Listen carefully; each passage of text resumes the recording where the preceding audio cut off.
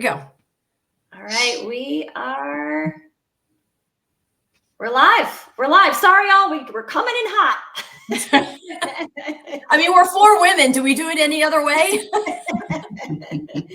Thank you for your patience since we're a few minutes late. But we'll still end on time because that's our commitment. That's right. That's right. We value you and your time and being here with us. So let's get going because we have so much to hear from the Carries. We have named them the Carries, which we're so excited about. But thank you for joining us, listeners. And if you're watching or listening to the recording, thank you so much for tuning in. I'm Christine Passo, and Colleen Seringer is my co-host, my amazing, fabulous co-host. And We Built a Bridge was founded with the core interest of creating a funnel of conversation many hesitate to engage in.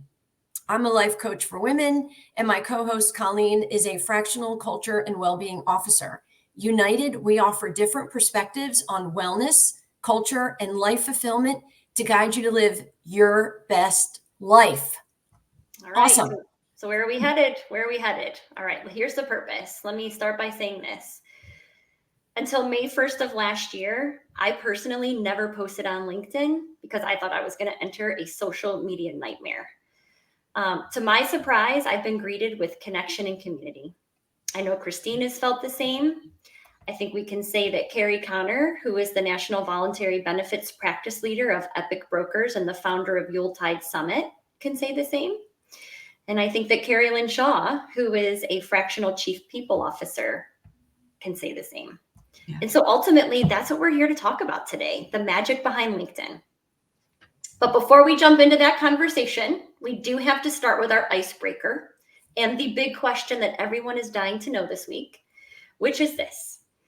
What was your favorite ice cream place when you were younger? And so just to help the flow, we'll have Christine, you go first, Carrie Connor, you go second, Carrie Lynn, and then I'll finish us off. Favorite ice cream place when you were younger? This is like a no-brainer for me, and I don't remember this until I take my last breath. We used to go to the Jersey Shore when I was young. We had a house there, and we would spend all summer there.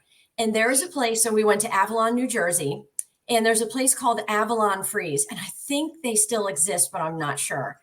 And I can still hear it. I'd go up and order. I'd be with my sister. I'd say, medium mix with Jimmy's. So depending on where you grew up, you either call them sprinkles or Jimmy's. Nope, it was all about Jimmy. So it would be a combination of soft serve vanilla chocolate. They'd sprinkle them with Jimmy's, and I was good to go. It's awesome. If you're ever in Stone Harbor or Avalon, New Jersey, see if you can go to Avalon Freeze.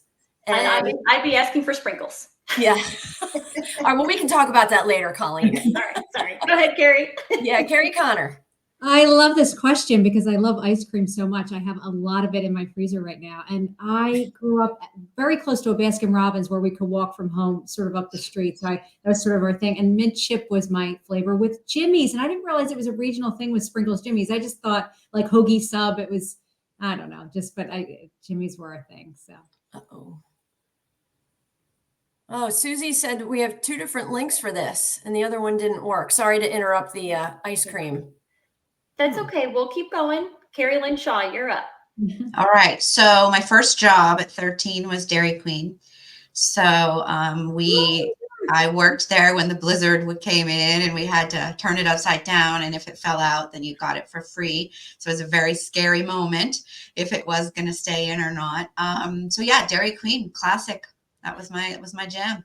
Okay, and also I just want to say I didn't know about that whole training with the Dairy Queen ice cream, the blizzard. My husband told me that because he worked at Dairy Queen for a short time. No way. All right, so I'm going to finish off. My answer is Friendly's. So I don't know. I think, yeah, okay. So Friendly's, rest in peace. I think there's only one left. It's in Boston Logan Airport, up where the Delta terminal is. I fly there a lot for that reason. I'm kidding. But my go-to was the Reese PC Sundae, hold the hot fudge, extra peanut butter drizzle. So that's it. Wow. I mean, you went all the way, didn't you? All right. So it's time for our first question. So we'll reverse. So after I ask it, we'll have Carrie Lynn. You can go ahead and kick us off with your response, and then we'll ask Carrie Connor to follow.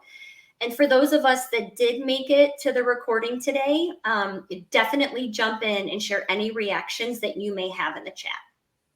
So the first question is, why are you on LinkedIn, and or what brought you to LinkedIn?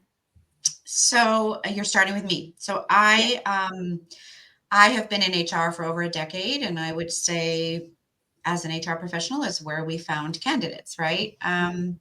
But it was also a place where I could showcase my own professional background, and a lot of jobs came from it. So recruiters would reach out, and even if I didn't take the job, I always took the call. I did a post about that earlier this week. And the importance of building your network that way. But I don't think I recognize the power of LinkedIn as much as I do today. And I would say more around, as a candidate, my voice, and knowing how important it is that this is a platform for you to share who you are and for people to connect. And that connection goes much deeper than just a career connection. It's also what you value, what the company values, and it's a getting to know each other on a different level. I underestimated that. And I actually have a client who I'm working with who is looking for her new role. And she is a very senior executive and never recognized that LinkedIn was a platform where she could use her voice. She always thought that she had to only share stuff from her company's voice. And that I think if we are all, I think, creators, right? So we are influencers in a different space on LinkedIn. For candidates, I think there's this really great opportunity that I think 95% of the 1 billion people on LinkedIn are candidates, that they're not necessarily showcasing and using their voice. I think it's a real opportunity. Thank you. All right, I'm going to hold my reactions. Go ahead, Carrie. You jump in. Carrie Lynn said a few really beautiful things there, which is the connection and the community that you find. And for me, I was a person that was on LinkedIn for probably a decade or more, just sort of out there. I had mostly industry connections. And then fast forward to 2023, I was in, sort of the highest point in my career in terms of up the ladder. I was like at the top, and, it gets lonely at the top. There's less connection there. There's sort of sometimes a barrier between you and others for a deeper, more meaningful place to kind of vibe, if you will. And I was feeling pretty low as I was kind of hitting mid 23. And I'm like, well, I'm not going to leave this role.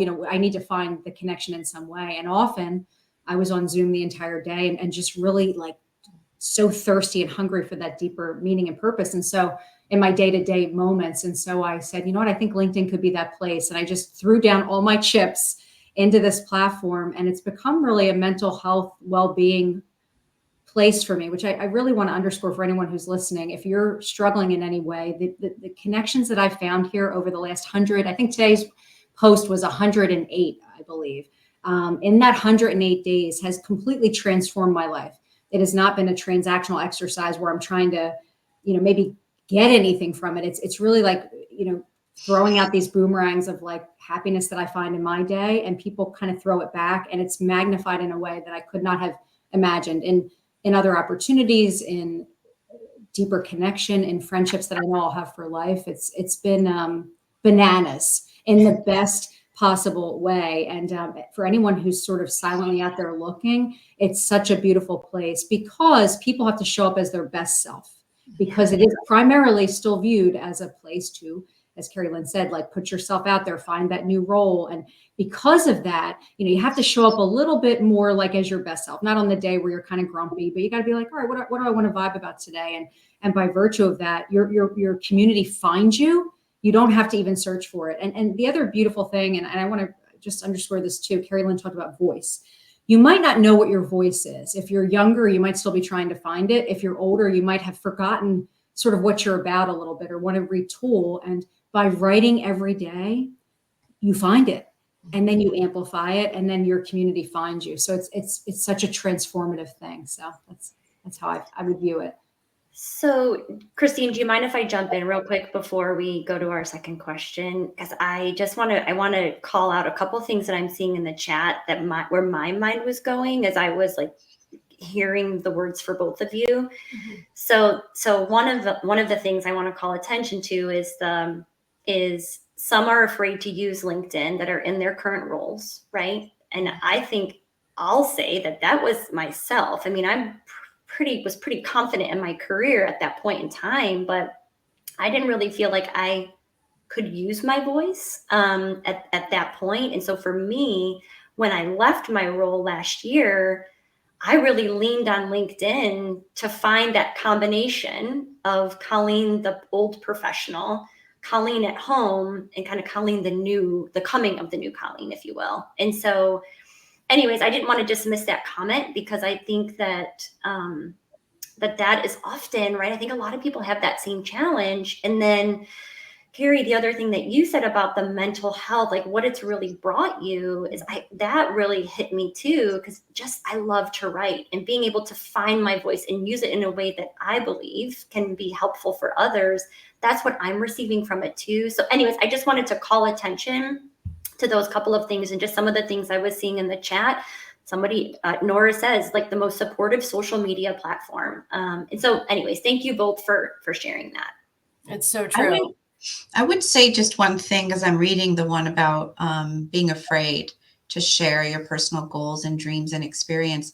Sometimes what was helpful for me, even before I started to get really active on LinkedIn, was sharing posts that inspired me. Mm-hmm.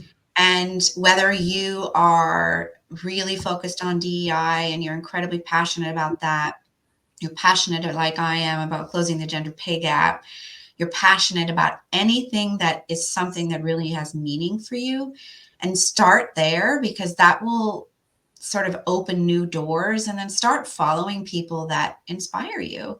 And when they post something really interesting, share those posts, and that will sort of start to shape now then who your community becomes and the kind of people that are looking at your profile. Because don't underestimate the fact that the more active you are on LinkedIn, if you are a candidate, the more recruiters will find you. So if you're in stealth mode and you don't have a photo and you don't have an about statement that talks about who you are, if a recruiter finds you, they might look past you. So I know it's hard to find that confidence, but I would highly, highly recommend you spend some time researching what are the top things for candidates on LinkedIn that you should do, because it's really a beautiful space if you're looking at it for a professional or new role. Yeah. So before we get into the second question, I just want to know if any of the three of you or any of our listeners, so Carrie Connor talked about bananas. Was anybody singing Gwen Stefani's song at the same time? Because I immediately went there. I was like, is it inappropriate to start singing? I don't know. So Carrie Connor, thanks for bringing that fun into today's chat. But moving on to the next question. So Colleen and I have talked about the magic of LinkedIn from a community support standpoint, right? And that's what we have already started talking about here today. But when we take conversations off the platform, right, to either virtual or in person, that changes everything. And we have you on today because you've shared the same. We felt that with you when we had calls with you. So share more with us about the connections that you initially made on LinkedIn, and then what happened when you took it off the platform. We'll start with Carrie Connor. Such a good question. And I love Gwen Stefani, so it's a great pivot there to some good music. But I think she's such a rock star in every sense of that word. So, you know, what's so beautiful about the platform, and some of my friends like Liam Darmody would say it's a serendipity manifestation platform. And I believe that. So what's interesting about how I took it off the platform is that I had this dream to create this Yuletide Summit to bring people together at work and at schools to create more happiness. And by virtue of posting on LinkedIn, I found the very people to help me to take that out to the world. And they sort of created these roles for themselves. I would see them in the room I was creating by virtue of how they were showing up on LinkedIn and how I got to know them and really vibe with them in a deeper way. So I'd say to myself, oh, and Liam's one of those people. I see Liam in this room I'm creating, and here's where I'm going to ask him to maybe be a part. Oh, I see Melissa Cohen in this other way. And so it's just interesting how, for me personally, that's been really, again, not a transactional experience where I go in and I just try to peek in and out and like drop a post, or it's really intentional for me. I probably spend a couple of hours a day on that platform in some way, in cumulative time, and that might shock some people. And I want to go back. It's important to say this and again, really underscore it. When I first started posting, I was scared out of my mind. What is my company going to think? What is my boss going to think? What is the world at large going to think? And you have to turn the mirror around and say, why do I care about that? If I'm being authentic and kind. So I put it through two lenses. How's my boss going to react to this?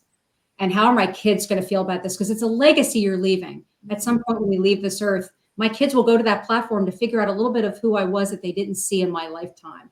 And am I showing up, right? And it's become this sort of therapy for me.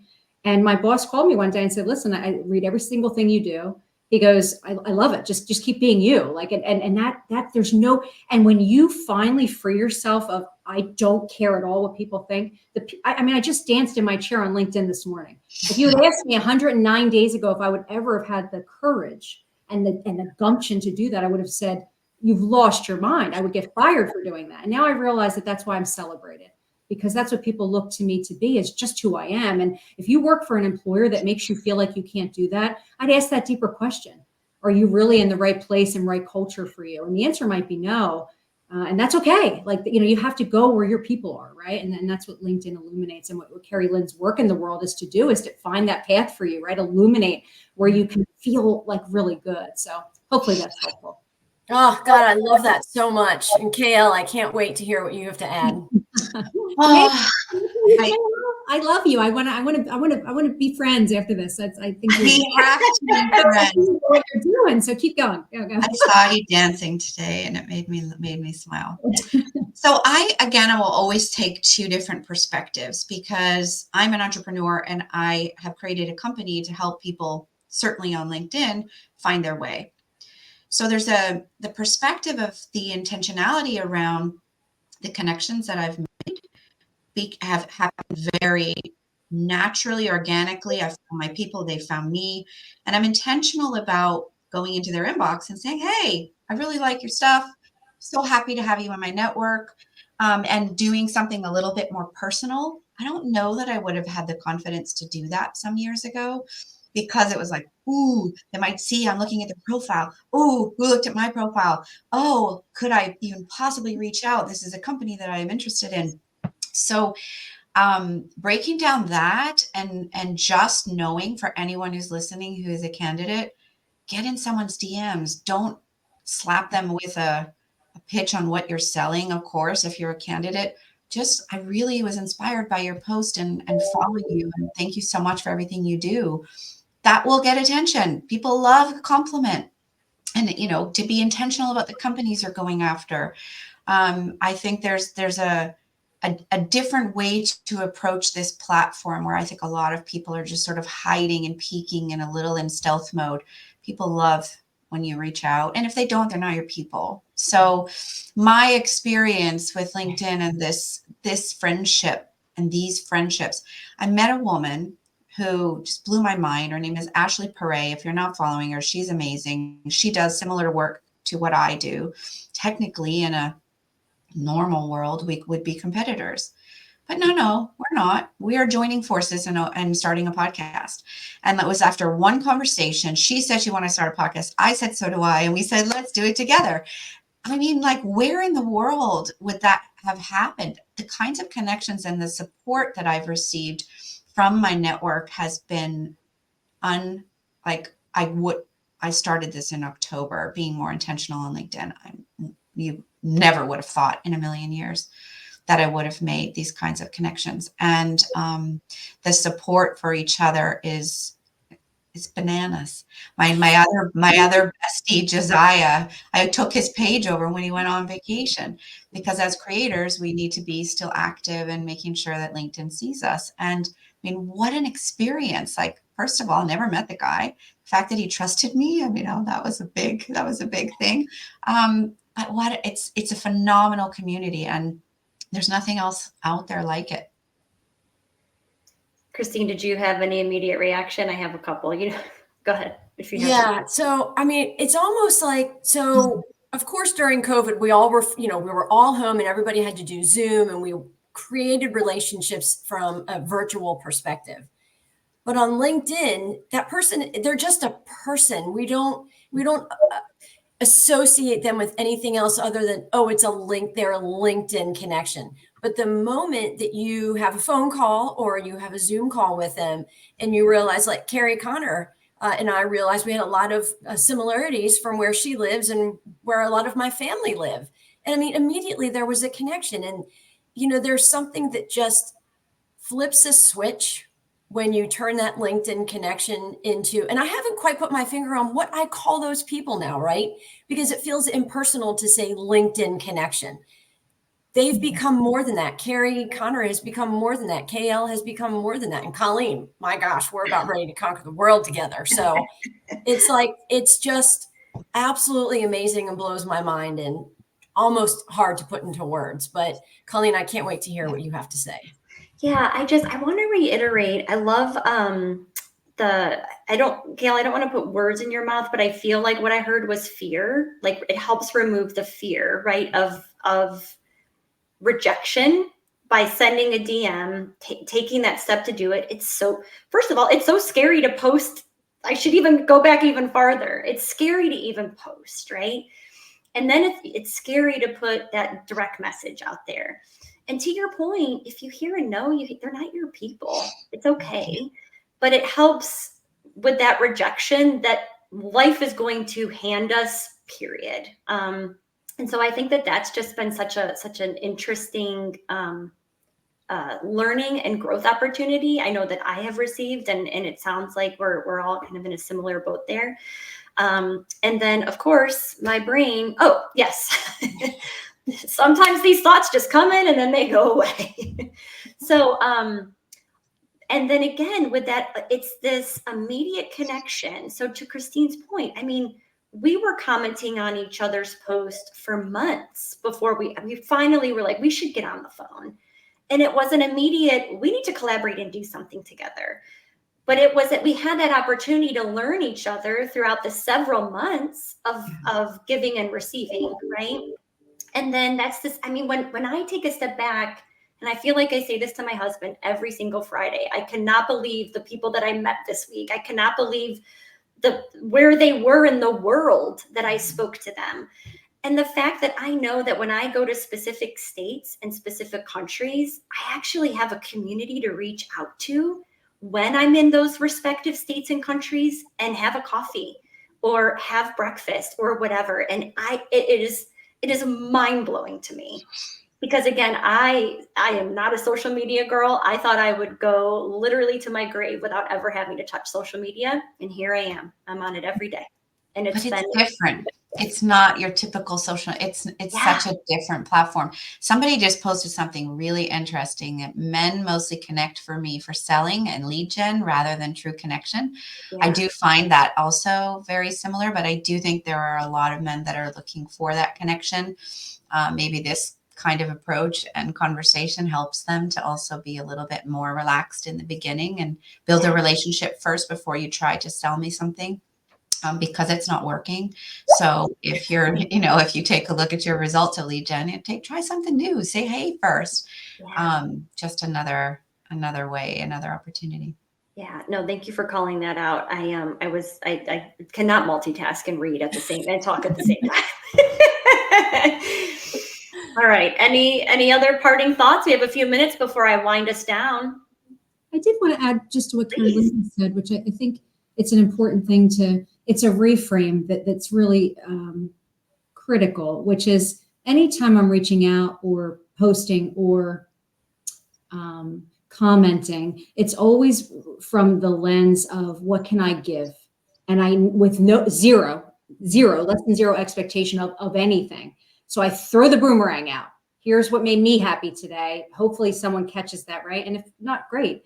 And I see what you're doing, Christine, Colleen. I comment on your stuff often.